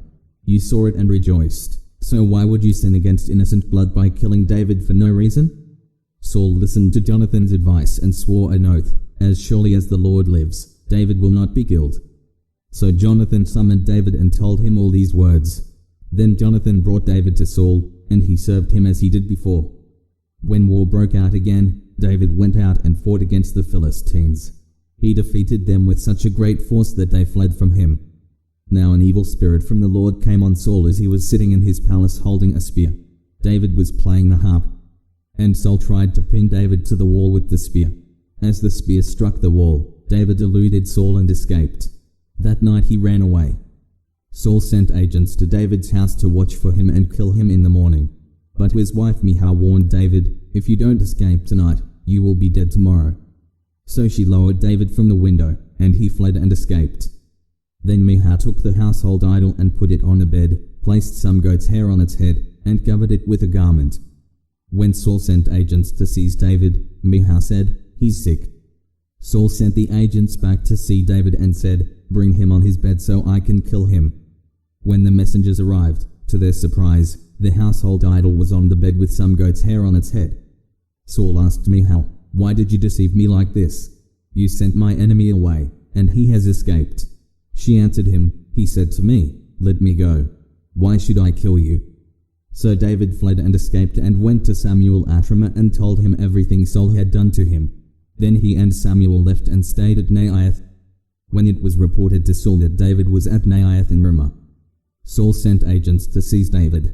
However, when they saw the group of prophets prophesying with Samuel leading them, the Spirit of God came on Saul's agents, and they also started prophesying. When they reported to Saul, he sent other agents, and they also began prophesying. So Saul tried again and sent a third group of agents, and even they began prophesying. Then Saul himself went to Ramah. He came to the large cistern at Secu, looked around, and asked, "Where are Samuel and David?" "At Naioth in Ramah," someone said. So he went to Naioth in Ramah. The Spirit of God also came on him, and as he walked along, he prophesied until he entered Naioth in Ramah. Saul then removed his clothes and also prophesied before Samuel. He collapsed and lay naked all that day and all that night. That is why they say, "Is Saul also among the prophets?" 1 Samuel chapter 20. David fled from Naioth in Ramah and came to Jonathan and asked, "What have I done? What did I do wrong? How have I sinned against your father so that he wants to take my life?" Jonathan said to him, "No, you won't die. Listen, my father doesn't do anything, great or small, without telling me. So why would he hide this matter from me? This can't be true." But David said, "Your father certainly knows that you have come to look favorably on me. He has said, 'Jonathan must not know of this, or else he will be grieved.'" David also swore, "As surely as the Lord lives and as you yourself live, there is but a step between me and death." Jonathan said to David, "Whatever you say, I will do for you." So David told him, "Look, tomorrow is the new moon, and I'm supposed to sit down and eat with the king. Instead, let me go, and I'll hide in the field until the third night. If your father misses me at all, say, 'David urgently requested my permission to quickly go to his town Bethlehem for an annual sacrifice there involving the whole clan.' If he says, 'Good,' then your servant is safe. But if he becomes angry, you will know he has evil intentions. Deal faithfully with your servant. for you have brought me into a covenant before the Lord with you. If I have done anything wrong, then kill me yourself. Why take me to your father?" "No," Jonathan responded. "If I ever find out my father has evil intentions against you, wouldn't I tell you about it?" So David asked Jonathan, "Who will tell me if your father answers you harshly?" He answered David, "Come on, let's go out to the field." So both of them went out to the field. "By the Lord, the God of Israel, if I sound out my father by this time tomorrow or the next day, and I find out that he is favorable toward you, and if I do not send for you and tell you, then may God punish Jonathan and do so severely. If my father intends to bring evil on you, then I will tell you, and I will send you away, and you will go in peace. May the Lord be with you, just as he was with my father. If I continue to live, treat me with the Lord's faithful love, but if I die, don't ever withdraw your faithful love from my household, not even when the Lord cuts off every one of David's enemies from the face of the earth." Then Jonathan made a covenant with the house of David, saying, "May the Lord hold David's enemies accountable." Jonathan once again swore to David and his love for him, because he loved him as he loved himself. Then Jonathan said to him, "Tomorrow is the new moon. You'll be missed because your seat will be empty. The following day hurry down and go to the place where you hid on the day this incident began and stay beside the rock Hazel. I will shoot 3 arrows beside it as if I'm aiming at a target. Then I will send the young man and say, 'Go and find the arrows.' Now, if I expressly say to the young man, 'Look, the arrows are on this side of you, get them,' then come, because as the Lord lives, it is safe for you and there is no problem. But if I say this to the youth, 'Look, the arrows are beyond you,' then go, for the Lord is sending you away. As for the matter you and I have spoken about, the Lord will be a witness between you and me forever." So David hid in the field. At the new moon, the king sat down to eat the meal. He sat at his usual place on the seat by the wall. Jonathan sat facing him and Abner took his place beside Saul, but David's place was empty. Saul did not say anything that day because he thought, "Something unexpected has happened. He must be ceremonially unclean. Yes, that's it. He is unclean." However, the day after the new moon, the second day, David's place was still empty, and Saul asked his son Jonathan, "Why didn't Jesse's son come to the meal either yesterday or today?" Jonathan answered, "David asked for my permission to go to Bethlehem. He said, 'Please let me go because our clan is holding a sacrifice in the town, and my brother has told me to be there. So now, if you are pleased with me, let me go so I can see my brothers.' That's why he didn't come to the king's table." Then Saul became angry with Jonathan and shouted, "You son of a perverse and rebellious woman! Don't I know that you are siding with Jesse's son to your own shame and to the disgrace of your mother? Every day Jesse's son lives on earth, you and your kingship are not secure. Now send for him and bring him to me. He deserves to die." Jonathan answered his father back, "Why is he to be killed? What has he done?" Then Saul threw his spear at Jonathan to kill him, so he knew that his father was determined to kill David. He got up from the table in fierce anger and did not eat any food that second day of the new moon, for he was grieved because of his father's shameful behavior toward David. In the morning Jonathan went out to the field for the appointed meeting with David. A small young man was with him. He said to the young man, "Run and find the arrows I'm shooting." As the young man ran, Jonathan shot an arrow beyond him. He came to the location of the arrow that Jonathan had shot, but Jonathan called to him and said, "The arrow is beyond you, isn't it?" Then Jonathan called to him, "Hurry up and don't stop." Jonathan's young man picked up the arrow and returned to his master. He did not know anything, only Jonathan and David knew the arrangement. Then Jonathan gave his equipment to the young man who was with him and said, "Go, take it back to the city." When the young man had gone, David got up from the south side of the stone Hazel, fell with his face to the ground, and bowed 3 times. Then he and Jonathan kissed each other and wept with each other, though David wept more. Jonathan then said to David, "Go in the assurance the 2 of us pledged in the name of the Lord when we said, 'The Lord will be a witness between you and me and between my offspring and your offspring forever.'" Then David left, and Jonathan went into the city. 1 Samuel chapter 21. David went to Ahimelech the priest at Nob. Ahimelech was afraid to meet David, so he said to him, "Why are you alone and no one is with you?" David answered Ahimelech the priest, "The king gave me a mission, but he told me, 'Don't let anyone know anything about the mission I'm sending you on or what I have ordered you to do.' I have stationed my young men at a certain place. Now what do you have on hand? Give me 5 loaves of bread or whatever can be found." The priest told him, "There is no ordinary bread on hand. However, there is consecrated bread, but the young men may eat it only if they have kept themselves from women." David answered him, "I swear that women are being kept from us, as always when I go out to battle. The young men's bodies are consecrated even on an ordinary mission, so of course their bodies are consecrated today." So the priest gave him the consecrated bread, for there was no bread there except the bread of the presence that had been removed from before the Lord. When the bread was removed, it had been replaced with warm bread. One of Saul's servants, detained before the Lord, was there that day. His name was Doeg the Edomite, chief of Saul's shepherds. David said to Ahimelech, "Do you have a spear or sword on hand?" "I didn't even bring my sword or my weapons since the king's mission was urgent." The priest replied, "The sword of Goliath the Philistine, whom you killed in the valley of Elah, is here, wrapped in a cloth behind the ephod. If you want to take it for yourself, then take it, for there isn't another one here. There's none like it." David said, "Give it to me."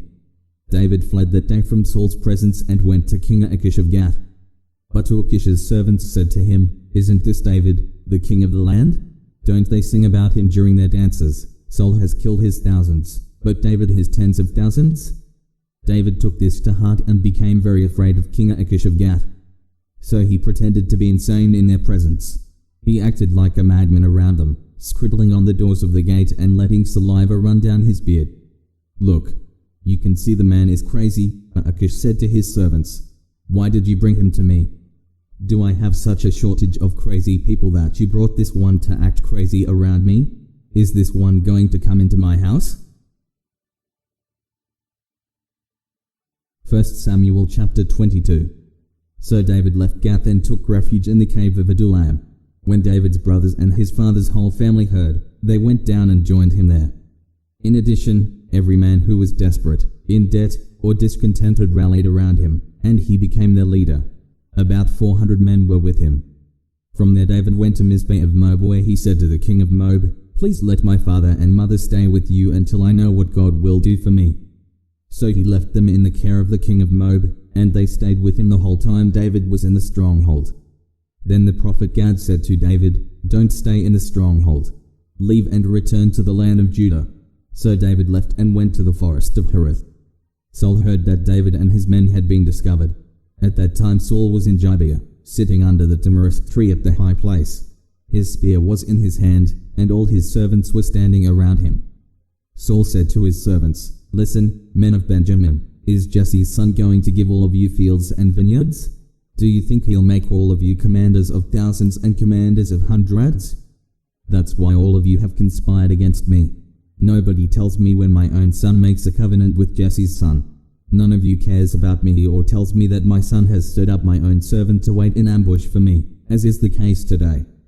Then Doeg the Edomite, who was in charge of Saul's servants, answered, "I saw Jesse's son come to Ahimelech son of Ahitub at Nob."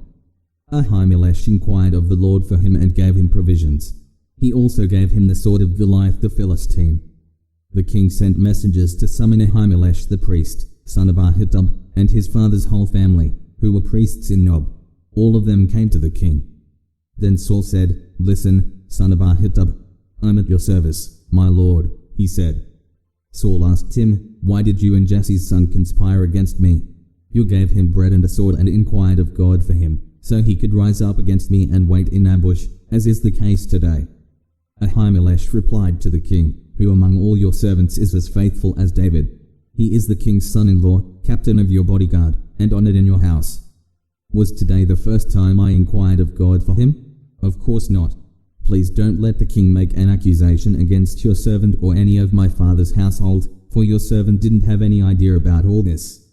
But the king said, "You will die, Ahimelech, you and your father's whole family." Then the king ordered the guards standing by him, "Turn and kill the priests of the Lord because they sided with David." For they knew he was fleeing, but they didn't tell me. But the king's servants would not lift a hand to execute the priests of the Lord. So the king said to Doeg, "Go and execute the priests." So Doeg the Edomite went and executed the priests himself. On that day he killed 85 men who wore linen ephods. He also struck down Nob, the city of the priests, with the sword both men and women, children and infants, oxen, donkeys, and sheep. However, one of the sons of Ahimelech son of Ahitub escaped. His name was Abiathar, and he fled to David. Abiathar told David that Saul had killed the priests of the Lord. Then David said to Abiathar, I knew that Doeg the Edomite was there that day and that he was sure to report to Saul. I myself am responsible for the lives of everyone in your father's family. Stay with me. Don't be afraid, for the one who wants to take my life wants to take your life. You will be safe with me. 1 Samuel chapter 23. It was reported to David, Look, the Philistines are fighting against Keilah and raiding the threshing floors. So David inquired of the Lord, Should I launch an attack against these Philistines? The Lord answered David, Launch an attack against the Philistines and rescue Keilah. But David's men said to him, Look, we are afraid here in Judah, how much more if we go to Keilah against the Philistine forces? Once again, David inquired of the Lord, and the Lord answered him, Go at once to Keilah, for I will hand the Philistines over to you. Then David and his men went to Keilah, fought against the Philistines, drove their livestock away, and inflicted heavy losses on them. So David rescued the inhabitants of Keilah. Abiathar son of Ahimelech fled to David at Keilah, and he brought an ephod with him. When it was reported to Saul that David had gone to Keilah, he said, God has handed him over to me, for he has trapped himself by entering a town with barred gates. Then Saul summoned all the troops to go to war at Keilah and besiege David and his men. When David learned that Saul was plotting evil against him, he said to Abiathar the priest, Bring the ephod. Then David said, Lord God of Israel, your servant has heard that Saul intends to come to Keilah and destroy the town because of me. Will the citizens of Keilah hand me over to him? Will Saul come down as your servant has heard? Lord God of Israel, please tell your servant. The Lord answered, He will come down. Then David asked, Will the citizens of Keilah hand me and my men over to Saul? They will, the Lord responded. So David and his men, numbering about 600, left Keilah at once and moved from place to place. When it was reported to Saul that David had escaped from Keilah, he called off the expedition. David then stayed in the wilderness strongholds and in the hill country of the wilderness of Ziph. Saul searched for him every day, but God did not hand David over to him. David was in the wilderness of Ziph in Horesh when he saw that Saul had come out to take his life. Then Saul's son Jonathan came to David in Horesh and encouraged him in his faith in God, saying, Don't be afraid, for my father Saul will never lay a hand on you. You yourself will be king over Israel, and I'll be your second in command. Even my father Saul knows it is true. Then the two of them made a covenant in the Lord's presence. Afterwards, David remained in Horesh, while Jonathan went home. Some Ziphites came up to Saul at Gibeah and said, David is hiding among us in the strongholds in Horesh on the hill of Hachilah south of Jeshimon. Now, whenever the king wants to come down, let him come down. Our part will be to hand him over to the king. May you be blessed by the Lord, replied Saul, for you have taken pity on me. Go and check again. Investigate and watch carefully where he goes and who has seen him there. They tell me he is extremely cunning. Look and find out all the places where he hides. Then come back to me with accurate information, and I'll go with you. If it turns out he really is in the region, I'll search for him among all the clans of Judah. So they went to Ziph ahead of Saul. Now David and his men were in the wilderness near Maon in the Arabah south of Jeshimon. And Saul and his men went to look for him. When David was told about it, he went down to the rock and stayed in the wilderness of Maon. Saul heard of this and pursued David there. Saul went along one side of the mountain and David and his men went along the other side. Even though David was hurrying to get away from Saul, Saul and his men were closing in on David and his men to capture them. Then a messenger came to Saul saying, Come quickly, because the Philistines have raided the land. So Saul broke off his pursuit of David and went to engage the Philistines. Therefore, that place was named the Rock of Separation. From there David went up and stayed in the strongholds of En-Gedi. 1 Samuel chapter 24. When Saul returned from pursuing the Philistines, he was told, David is in the wilderness near En-Gedi. So Saul took 3,000 of Israel's choice men and went to look for David and his men in front of the rocks of the wild goats. When Saul came to the sheep pens along the road, a cave was there, and he went in to relieve himself. David and his men were staying in the back of the cave. So they said to him, Look, This is the day the Lord told you about. I will hand your enemy over to you so you can do to him whatever you desire." Then David got up and secretly cut off the corner of Saul's robe. Afterwards, David's conscience bothered him because he had cut off the corner of Saul's robe. He said to his men, "I swear before the Lord, I would never do such a thing to my Lord, the Lord's anointed. I will never lift my hand against him, since he is the Lord's anointed." With these words David persuaded his men, and he did not let them rise up against Saul. Then Saul left the cave and went on his way. After that, David got up, went out of the cave, and called to Saul, "My lord the king." When Saul looked behind him, David bowed to the ground in homage. David said to Saul, "Why do you listen to the words of people who say, 'Look, David intends to harm you'? You can see with your own eyes that the Lord handed you over to me today in the cave. Someone advised me to kill you, but I took pity on you and said, 'I won't lift my hand against my Lord, since he is the Lord's anointed.' See, my father, look at the corner of your robe in my hand, for I cut it off, but I didn't kill you. Look and recognize that there is no evil or rebellion in me. I haven't sinned against you even though you are hunting me down to take my life. May the Lord judge between you and me, and may the Lord take vengeance on you for me, but my hand will never be against you. As the old proverb says, wickedness comes from wicked people. My hand will never be against you. Who has the king of Israel come after? What are you chasing after? A dead dog? A flea? May the Lord be judge and decide between you and me. May he take notice and plead my case and deliver me from you." When David finished saying these things to him, Saul replied, "Is that your voice, David my son?" Then Saul wept aloud, and said to David, "You are more righteous than I, for you have done what is good to me though I have done what is evil to you. You yourself have told me today what good you did for me. When the Lord handed me over to you, you didn't kill me. When a man finds his enemy, does he let him go unharmed? May the Lord repay you with good for what you've done for me today. Now I know for certain you will be king, and the kingdom of Israel will be established in your hand. Therefore swear to me by the Lord that you will not cut off my descendants or wipe out my name from my father's family." So David swore to Saul. Then Saul went back home, and David and his men went up to the stronghold. 1 Samuel chapter 25. Samuel died, and all Israel assembled to mourn for him, and they buried him by his home in Ramah. David then went down to the wilderness of Paran. A man in Man had a business in Carmel. He was a very rich man with 3,000 sheep and 1,000 goats, and was shearing his sheep in Carmel. The man's name was Nabal, and his wife's name Abigail. The woman was intelligent and beautiful, but the man, a Calbite, was harsh and evil in his dealings. While David was in the wilderness, he heard that Nabal was shearing sheep.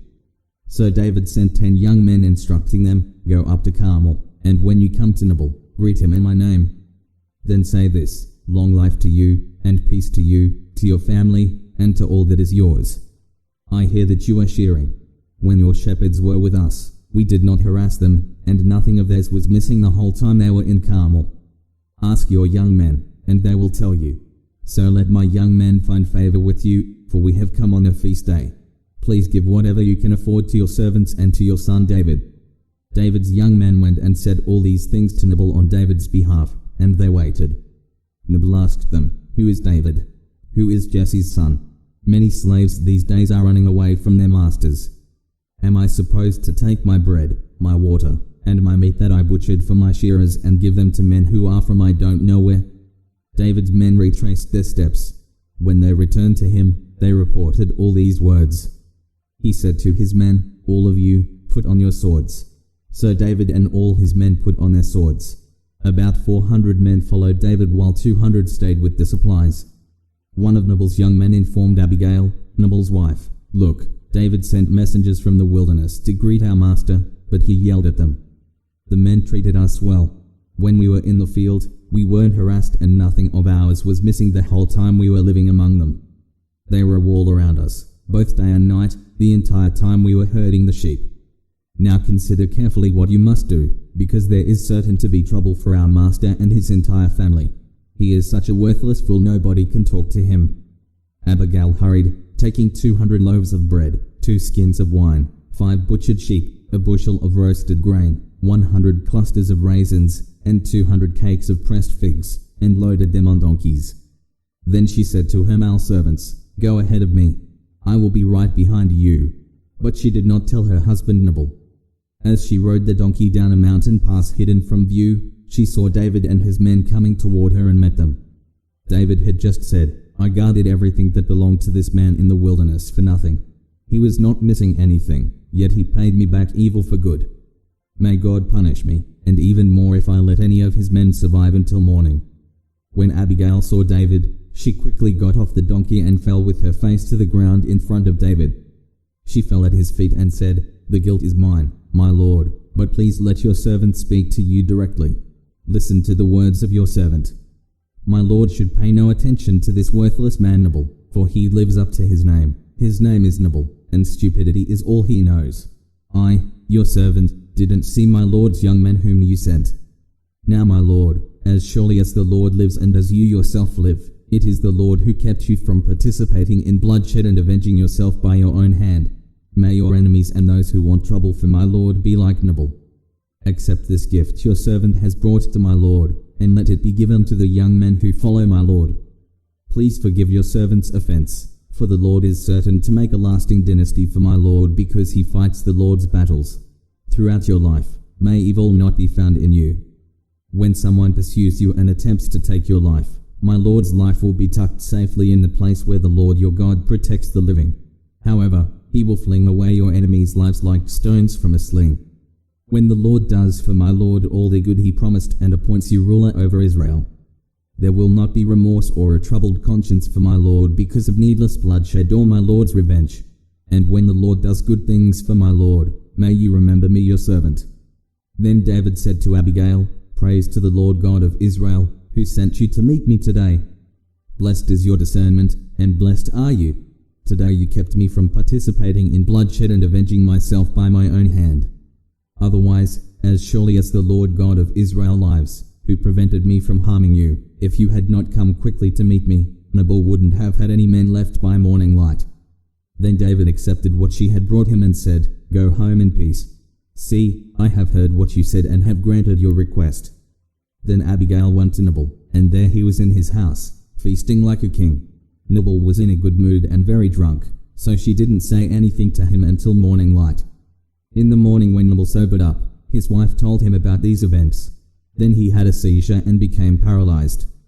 About 10 days later, the Lord struck Nabal dead. When David heard that Nabal was dead, he said, "Praise the Lord who championed my cause against Nabal's insults and restrained his servant from doing evil. The Lord brought Nabal's evil deeds back on his own head." Then David sent messengers to speak to Abigail about marrying him. When David's servants came to Abigail at Carmel, they said to her, "David sent us to bring you to him as a wife." She bowed her face to the ground and said, "Here I am, your servant, to wash the feet of my lord's servants." Then Abigail got up quickly, and with her 5 female servants accompanying her, rode on the donkey following David's messengers, and so she became his wife. David also married Ahinoam of Jezreel, and the 2 of them became his wives. But Saul gave his daughter Michal, David's wife, to Palti son of Ish, who was from Galim. 1 Samuel chapter 26. Then the Ziphites came to Saul at Gibeah, saying, "David is hiding on a hill of Hachilah opposite Jeshimon." So Saul, accompanied by 3,000 of the choice men of Israel, went to the wilderness of Ziph to search for David there. Saul camped beside the road at the hill of Hachilah opposite Jeshimon. David was living in the wilderness and discovered Saul had come there after him. So David sent out spies and knew for certain that Saul had come. Immediately, David went to the place where Saul had camped. He saw the place where Saul and Abner son of Ner, the general of his army, had lain down. Saul was lying inside the inner circle of the camp with the troops camped around him. Then David asked Ahimelech the Hittite and Joab's brother Abishai son of Zeruiah, "Who will go with me into the camp to Saul?" "I'll go with you," answered Abishai. That night, David and Abishai came to the troops, and Saul was lying there asleep in the inner circle of the camp with his spear stuck in the ground by his head. Abner and the troops were lying around him. Then Abishai said to David, "Today God has handed your enemy over to you. Let me thrust the spear through him into the ground just once. I won't have to strike him twice." But David said to Abishai, "Don't destroy him, for who can lift a hand against the Lord's anointed and be blameless?" David added, "As the Lord lives, the Lord will certainly strike him down. Either his day will come and he will die, or he will go into battle and perish. However, because of the Lord, I will never lift my hand against the Lord's anointed. Instead, take the spear and the water jug by his head, and let's go." So David took the spear and the water jug by Saul's head, and they went their way. No one saw them, no one knew, and no one woke up. They all remained asleep because a deep sleep from the Lord came over them. David crossed to the other side and stood on top of the mountain at a distance. There was a considerable space between them. Then David shouted to the troops and to Abner son of Ner, "Aren't you going to answer, Abner? Who are you who calls to the king?" Abner asked. David called to Abner, "You're a man, aren't you? Who in Israel is your equal? So why didn't you protect your lord the king when one of the people came to destroy him? What you have done is not good. As the Lord lives, all of you deserve to die since you didn't protect your lord, the Lord's anointed. Now look around. Where are the king's spear and water jug that were by his head?" Saul recognized David's voice and asked, "Is that your voice, my son David?" "It is my voice, my lord and king," David said. Then he continued, "Why is my lord pursuing his servant? What have I done? What evil is in my hand? Now, may my lord the king please hear the words of his servant. If it is the Lord who has incited you against me, then may he accept an offering. But if it is people, may they be cursed in the presence of the Lord, for today they have driven me away from sharing in the inheritance of the Lord, saying, 'Go and worship other gods.' So don't let my blood fall to the ground far from the Lord's presence, for the king of Israel has come out to search for a flea, like one who pursues a partridge in the mountains." Saul responded, "I have sinned. Come back, my son David. I will never harm you again because today you considered my life precious. I have been a fool. I've committed a grave error." David answered, "Here is the king's spear. Have one of the young men come over and get it. May the Lord repay every man for his righteousness and his loyalty. I wasn't willing to lift my hand against the Lord's anointed, even though the Lord handed you over to me today. Just as I considered your life valuable today, so may the Lord consider my life valuable and rescue me from all trouble." Saul said to him, "You are blessed, my son David. You will certainly do great things and will also prevail." Then David went on his way, and Saul returned home. 1 Samuel chapter 27. David said to himself, "One of these days I'll be swept away by Saul. There is nothing better for me than to escape immediately to the land of the Philistines. Then Saul will stop searching for me everywhere in Israel, and I'll escape from him." So David set out with his 600 men and went to Achish son of Maok, the king of Gath. David and his men stayed with Achish in Gath. Each man had his family with him, and David had his 2 wives, Ahinoam of Jezreel and Abigail of Carmel, Nabal's widow. When it was reported to Saul that David had fled to Gath, he no longer searched for him. Now David said to Achish, "If I have found favor with you, let me be given a place in one of the outlying towns, so I can live there. Why should your servant live in the royal city with you?" That day Achish gave Ziklag to him, and it still belongs to the kings of Judah today. The time that David stayed in the Philistine territory amounted to 1 year and 4 months. David and his men went up and raided the Jeserites, the Girzites, and the Amalekites. From ancient times they had been the inhabitants of the region through Shur as far as the land of Egypt. Whenever David attacked the land, he did not leave a single person alive, either man or woman, but he took flocks, herds, donkeys, camels, and clothing. Then he came back to Achish, who inquired, "Where did you raid today?" David replied, "The south country of Judah, the south country of the Jerahmeelites, or against the south country of the Kenites." David did not let a man or woman live to be brought to Gath, for he said, "Or they will inform on us and say, 'This is what David did.'" This was David's custom during the whole time he stayed in the Philistine territory. So Achish trusted David, thinking, "Since he has made himself detestable to his people Israel, he will be my servant forever." 1 Samuel chapter 28. At that time, the Philistines brought their military units together into one army to fight against Israel. So Achish said to David, "You know, of course, that you and your men must march out in the army with me."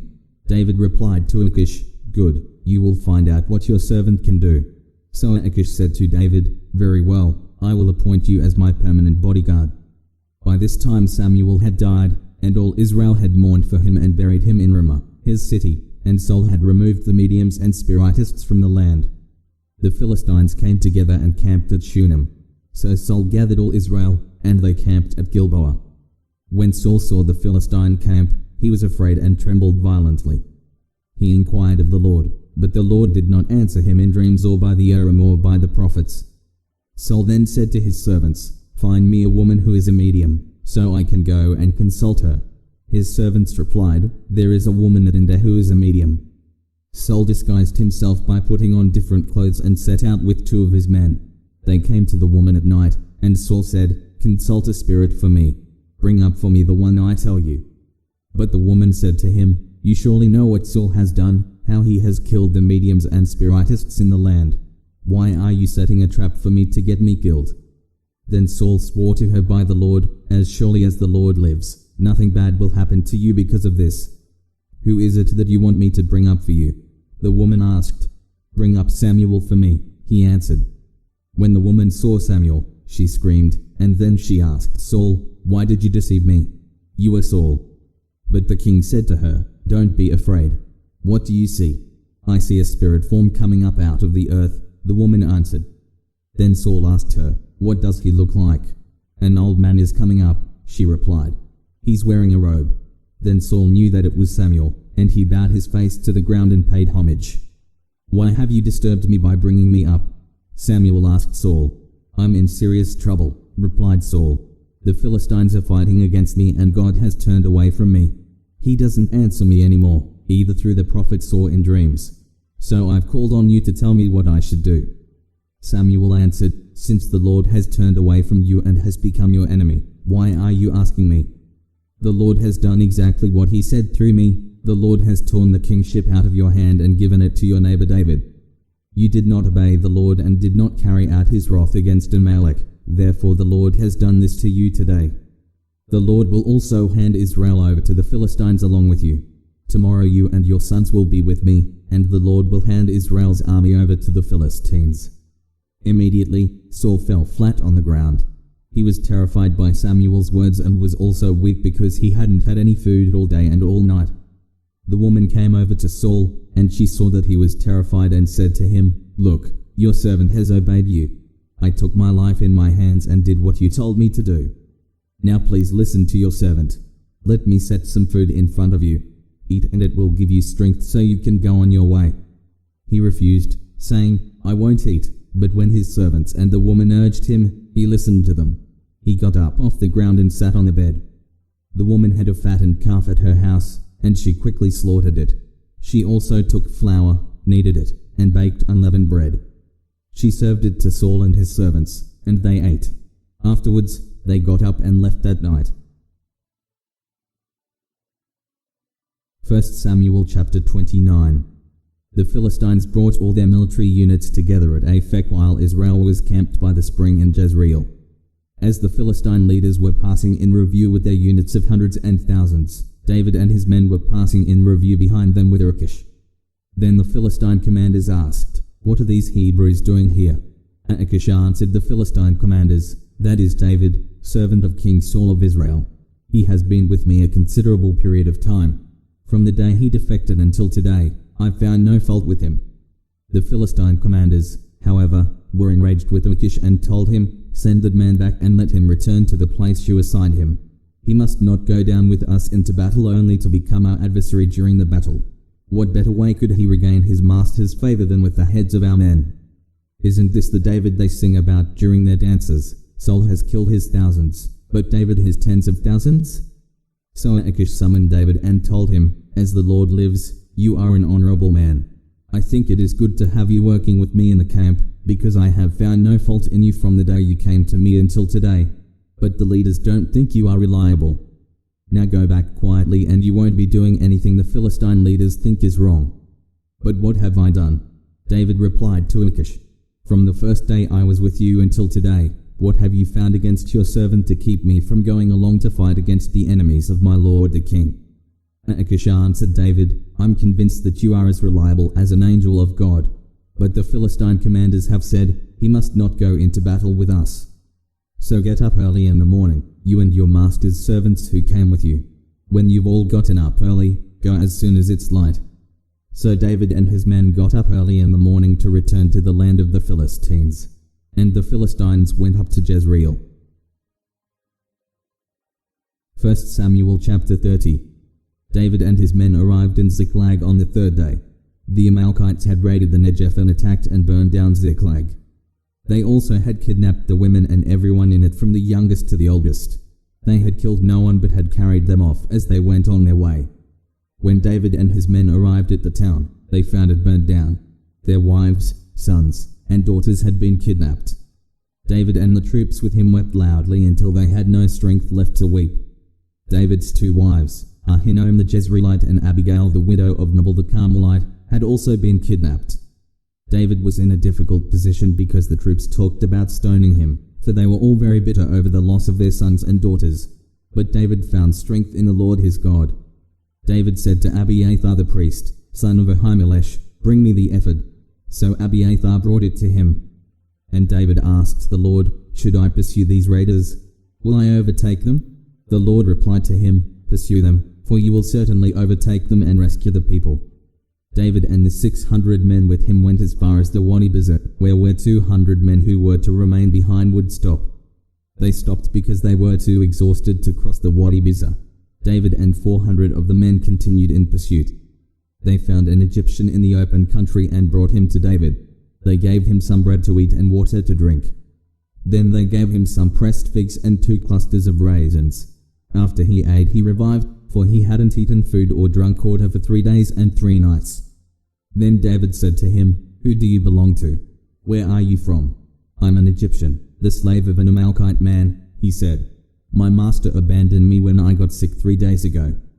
We raided the south country of the Truthites, the territory of Judah, and the south country of Caleb, and we burned down Ziklag." David then asked him, "Will you lead me to these raiders?" He said, "Swear to me by God that you won't kill me or turn me over to my master, and I will lead you to them."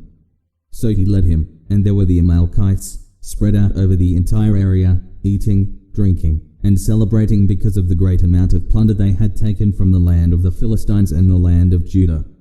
David slaughtered them from twilight until the evening of the next day. None of them escaped, except 400 young men who got on camels and fled. David recovered everything the Amalekites had taken. He also rescued his 2 wives.